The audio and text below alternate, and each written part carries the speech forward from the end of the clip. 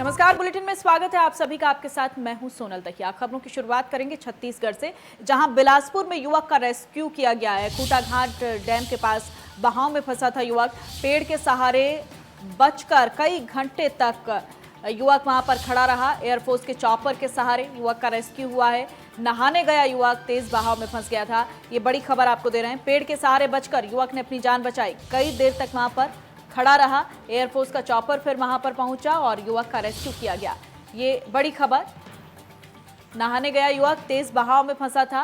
और ये देखिए, हम आपको छत्तीसगढ़ के बिलासपुर से तस्वीरें दिखा रहे हैं। चॉपर के जरिए रेस्क्यू किया गया है। देखिए, चॉपर जब पहुंचा, पानी का तेज बहाव भी आप तस्वीरों में साफ देख सकते हैं, किस तरह से पानी के तेज बहाव में युवक फंसा हुआ था। पेड़ के सहारे कई घंटों तक खड़ा रहा।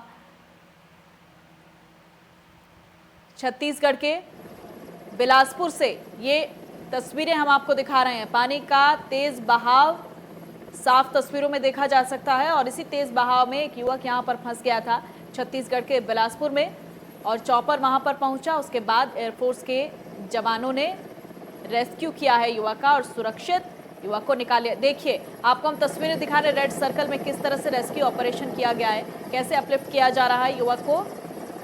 ये देखिए तस्वीरें, और बहुत ही सुरक्षित तरीके से चॉपर में युवक अंदर पहुंच जाता है। छत्तीसगढ़ के बिलासपुर से ये तस्वीरें।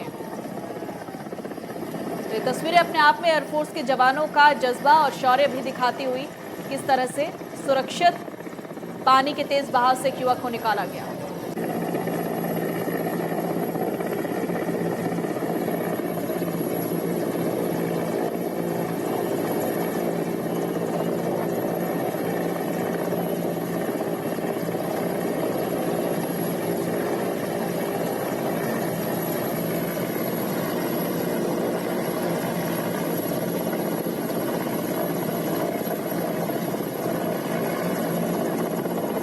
देखिए, तस्वीरें हैं छत्तीसगढ़ के बिलासपुर से। पेड़ के सहारे युवक कई घंटों तक खड़ा रहा अपनी जान बचाने के लिए, और इस पानी के तेज बहाव में कोई भी दुर्घटना इस युवक के साथ हो सकती थी। उसके बाद रेस्क्यू यहां पर किया गया है, चॉपर पहुंचा और उसके बाद युवक को सुरक्षित अपलिफ्ट किया गया, निकाला गया।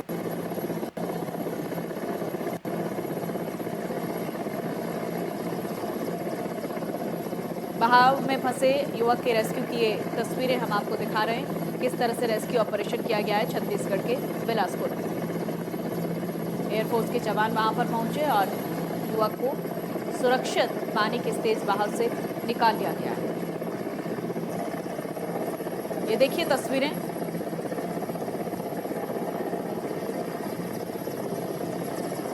ये वही युवक आपको रेड सर्कल में दिखाई दे रहा है जो पानी के तेज बहाव में फंस गया था, और उसके बाद सुरक्षित निकाल दिया गया युवक को।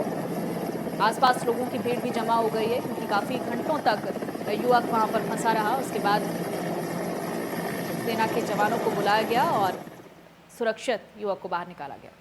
और खबरों में आगे बढ़ेंगे। अवैध रजिस्ट्री को लेकर सरकार की बड़ी सख्ती। 3 साल पुरानी रजिस्ट्रीज की जाँच की जाएगी। अवैध रजिस्ट्री को लेकर सरकार ने ये बड़ी सख्ती दिखाई है। बड़ी खबर आपको दे रहे हैं। 3 साल पुरानी जो रजिस्ट्री हैं उनकी जांच की जाएगी। मनोहर सरकार ने जांच के आदेश दे दिए हैं। अप्रैल 2017 से दिसंबर 2019 तक की जो भी रजिस्ट्रीज हैं उनकी जांच की जाएगी। सभी डेप्यूटी कमिश्नर्स को इसके लिए आदेश जारी कर दिए गए हैं। 31 अगस्त तक रिपोर्ट भी मांगी गई है।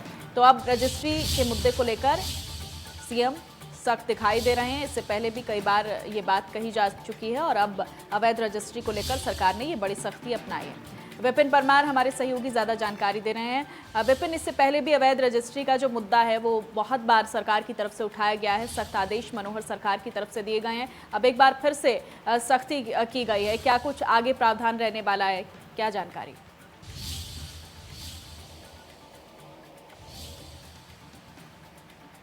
विपिन, मेरी आवाज़ आप तक पहुँच पा रही है? जी बिल्कुल जी। विभिन्न अवैध रजिस्ट्री के मुद्दे को लेकर हम बात कर रहे हैं। इससे पहले भी सरकार काफी सख्त दिखाई दी है इस मुद्दे को लेकर। मनोहर लाल सीएम जो हैं वो खुद इस बात को कई बार कह चुके हैं कि अवैध रजिस्ट्री के जो मुद्दे हैं उन पर सरकार अपनी सख्ती अपनाएगी। और अब क्या अपडेट मिल रही है, क्या आगे प्रावधान सरकार की तरफ से रहने वाला? देखिए, एक बात तो तय कहीं न कहीं सरकार की पारदर्शिता इस बात को लेकर देखकर समझी जा सकती है कि लॉकडाउन में जिस तरह से रजिस्ट्री घोटाला हुआ, उसको लेकर विपक्ष के द्वारा जिस तरह से सीधे तौर पर सरकार पर निशाना साधा गया, अब कहीं न कहीं सरकार की ओर से जिस तरह से यह आदेश दिए गए हैं कि अप्रैल 2017 से लेकर 31 दिसंबर 2019 तक की जितनी रजिस्ट्रियाँ हैं, उनकी जाँच जो है वो की जाएगी। यानी कि जो अधिकारी जो ग्राउंड पर रजिस्ट्री करने वाले जितने भी अधिकारी हैं, उनके अगर इस पीरियड के दौरान अगर खामियां पाई जाएंगी, जाहिर सी बात है वो नपते हुए नजर जरूर आएंगी। तो ऐसे में कहीं ना कहीं विपक्ष को कड़ा जवाब देते हुए सरकार की ओर से फैसला किया गया है कि ये जो रजिस्ट्रीज हैं पिछले अगर बात करें 3 साल की पुरानी जितनी रजिस्ट्रीज है, उनकी जांच कराने के निर्देश जो है वो सरकार की ओर से दिए गए। ठीक है, बहुत शुक्रिया विपिन तमाम जानकारी के लिए आपका।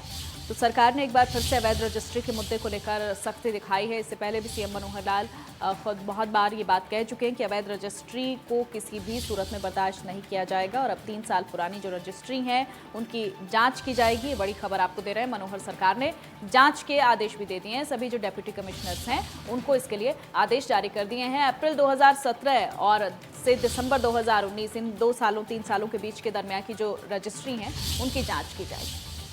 और वहीं प्रदेश में ग्रामीण क्षेत्रों में कृषि भूमि की रजिस्ट्री के लिए आज ई अपॉइंटमेंट लेने की प्रक्रिया शुरू हो गई है। कृषि भूमि के डीड का पंजीकरण शुरू हो जाएगा और इसी तरह से शहरी क्षेत्रों में भूमि के पंजीकरण के लिए ई अपॉइंटमेंट लेने की प्रक्रिया भी आज से ही शुरू हो गई है। बता दें कि फैसला 10 अगस्त को सीएम मनोहर लाल ने अलग अलग विभागों के साथ हुई बैठक में लिया था। दरअसल कई जगह से अवैध रजिस्ट्री की खबर सरकार तक पहुंची थी, जिसके बाद सख्ती दिखाते हुए सरकार ने रजिस्ट्री के काम पर रोक लगा दी थी और जो सॉफ्टवेयर अपग्रेड करने के बाद अब दोबारा से रजिस्ट्री का काम शुरू हुआ है। सीएम मनोहर लाल कह चुके हैं कि किसी भी कीमत पर धांधलीबाजी बर्दाश्त नहीं की जाएगी। आपको बता दें कि सरकार की तरफ से कई अधिकारियों के खिलाफ कार्रवाई भी की गई।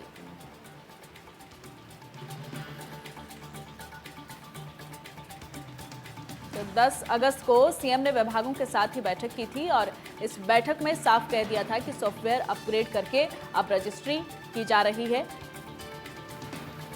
और इसके लिए कई अधिकारियों पर भी गाज गिरी थी।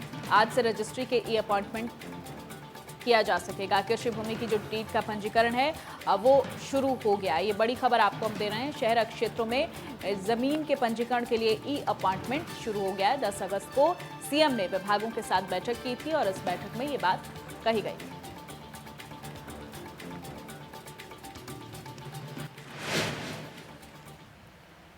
और चलिए अब आपको ग्राफिक्स के जरिए हम बताते हैं रजिस्ट्री की क्या नई तकनीक आई है। नए सॉफ्टवेयर के तहत जमीनों की रजिस्ट्री होगी, ऑनलाइन जमीनों की रजिस्ट्री की जाएगी। अगर डॉक्यूमेंट्स में कमी है तो रजिस्ट्री नहीं होगी और शहरी क्षेत्रों में रजिस्ट्री के लिए ऑनलाइन अपॉइंटमेंट मिल सकेगा। कुछ दिनों के बाद शहरी क्षेत्रों की रजिस्ट्री शुरू होगी। अनियमितता मिलने पर रजिस्ट्री बंद कर दी गई थी। कई तरह की शिकायतें लोगों की तरफ से की जा रही थी। कई तहसीलदारों को इसके लिए सस्पेंड किया जा चुका है। सॉफ्टवेयर अपग्रेड होने के बाद गड़बड़ी की जो आशंका है वो कम रहेगी। मुख्यमंत्री ने अधिकारियों के साथ बैठक की थी। ग्रामीण क्षेत्र की ज़मीनों की रजिस्ट्री जो है वो शुरू हो चुकी है। देखिए, रजिस्ट्री वही है लेकिन तकनीक नई है। तकनीक क्या है वो हम आपको बता रहे हैं। नए सॉफ्टवेयर के तहत रजिस्ट्री की जाएगी, ऑनलाइन ज़मीनों की रजिस्ट्री की जाएगी। अगर डॉक्यूमेंट्स में कमी है तो रजिस्ट्री नहीं होगी और शहरी क्षेत्रों में रजिस्ट्री के लिए ऑनलाइन अपॉइंटमेंट मिल सकेगा। मुख्यमंत्री मनोहर लाल आज करनाल को सौगात देने वाले हैं। दरअसल कल्पना चावला मेडिकल कॉलेज में प्लाज्मा बैंक बनकर तैयार हो गया है, जिसका मुख्यमंत्री आज उद्घाटन करने वाले हैं। सीएम दोपहर 12 बजे के करीब करनाल पहुंच जाएंगे। सबसे पहले वो शहीद मदन लाल ढींगरा की प्रतिमा का अनावरण करेंगे। ये प्रतिमा नए बस स्टैंड पर लगी है और उसके बाद दोपहर 3 बजे के बाद मुख्यमंत्री कल्पना चावला मेडिकल कॉलेज पहुंचेंगे, जहां प्लाज्मा बैंक का उद्घाटन होना है। और प्लाज्मा बैंक बनने के बाद करनाल के साथ साथ आसपास के जो कोरोना मरीज हैं उनके सामने एक अच्छा विकल्प मिलेगा, जिससे वो दोबारा स्वस्थ हो सकते हैं। सरकार लगातार अपील कर रही है कि जो लोग कोरोना से जंग जीत चुके हैं वो अपना प्लाज्मा डोनेट करें, जिससे दूसरों की मदद की जाए। कल्पना चावला मेडिकल कॉलेज में प्लाज्मा बैंक का उद्घाटन करने के बाद सीएम दिल्ली के लिए रवाना होंगे, जहां वो कई केंद्रीय मंत्रियों से मुलाकात कर सकते हैं। कल यानी कि मंगलवार को जल शक्ति मंत्री से उनके मुलाकात का कार्यक्रम निर्धारित है और इसके अलावा भी कई मंत्रियों से वो मुलाकात करेंगे।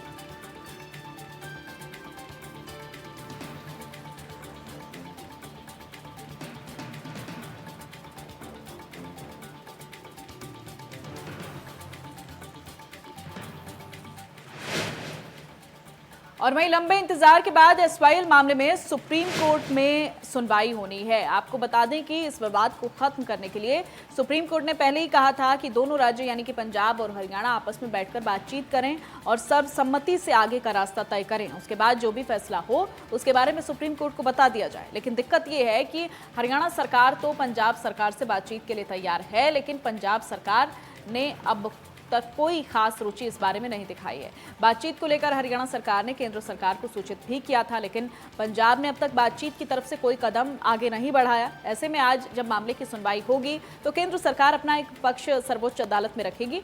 बता दें कि हरियाणा सरकार नहर का निर्माण पूरा कर पंजाब से अपने हिस्से का पानी लेने के लिए प्रयास कर रही है। हरियाणा सरकार का कहना है कि पंजाब ने बातचीत की पहल कर कोई रिस्पॉन्स नहीं किया।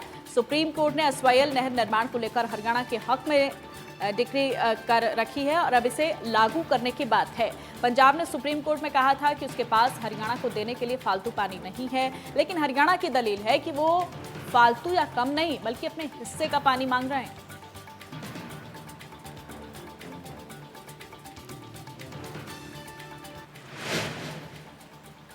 और चलिए कैथल से बड़ी खबर का रुख करेंगे, जहां हत्या के आरोप में बहू को गिरफ्तार किया है। प्रेमी के साथ मिलकर सास की हत्या का आरोप।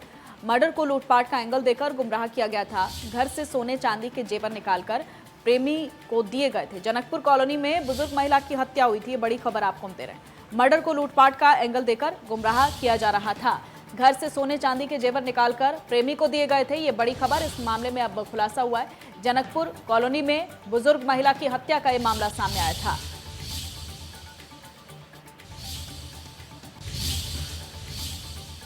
और प्रदेश में टिड्डियों के कहर से पूरी तरह से निजात नहीं मिली है कि कपास पर सफेद मक्खियों ने कहर ढहाना शुरू कर दिया है। अब किसानों की फसलों पर सफेद मक्खी का प्रकोप शुरू हो गया है, जिसकी वजह से किसानों को नुकसान का सामना करना पड़ रहा है।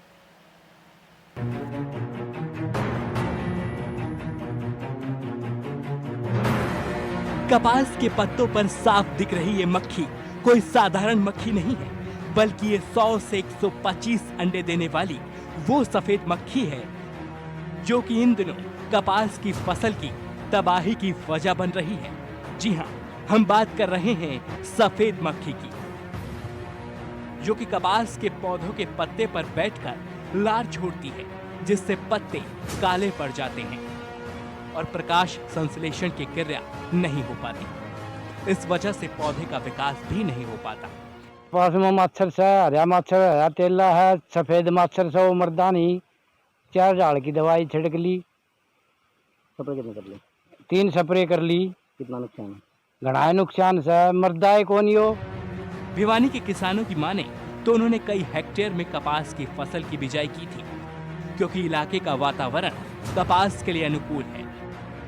मगर पिछले साल भी सफेद मक्खी ने फसल को तबाह कर दिया था और अब एक बार फिर फसल पर ये मक्खी कहर बनकर टूट रही है। किसानों की माने तो 1 एकड़ में कुल मिलाकर 30 से 35 हजार रुपए खर्च आता है। उनका कहना है कि उनकी फसल अब बर्बादी की कगार पर है। जी मैंने 2 एकड़ में कपास लगा रखी है। सफेद मक्खी का इतना बुरा प्रभाव पड़ा हुआ कि फल डटता ही नहीं है। स्प्रे भी करके छिक लिए, लेकिन कोई हल समस्या का हल नहीं बन रहा। कितना नुकसान है? नुकसान तो सारा है फिलहाल की पोजीशन में। तो अब कि फल डटेगा तो जब बेरा पटेगा असली नुकसान का, लेकिन नुकसान काफी है। वहीं कृषि विभाग के अधिकारियों का कहना है कि अकेले भिवानी जिले में 88,000 हेक्टेयर भूमि पर कपास की बिजाई की जाती है।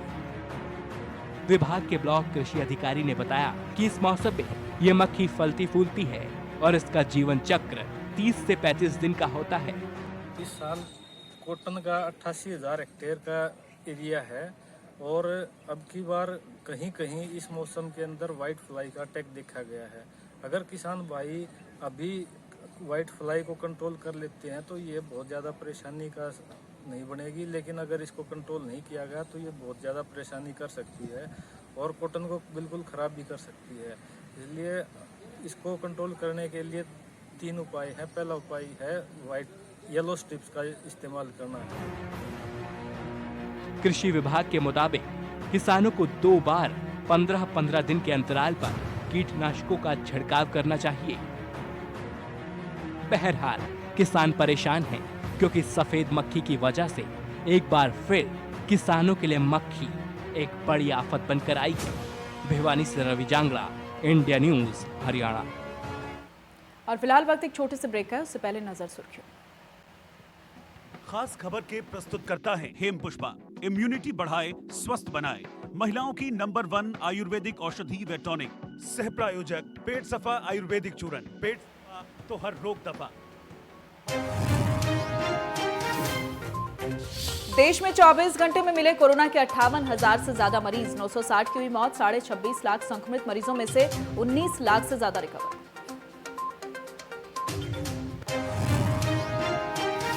हरियाणा में 24 घंटे में सामने आए 743 नए केस, 10 की हुई मौत, 47,000 से ज्यादा मिल चुके हैं संक्रमित केस, 84% है रिकवरी रेट।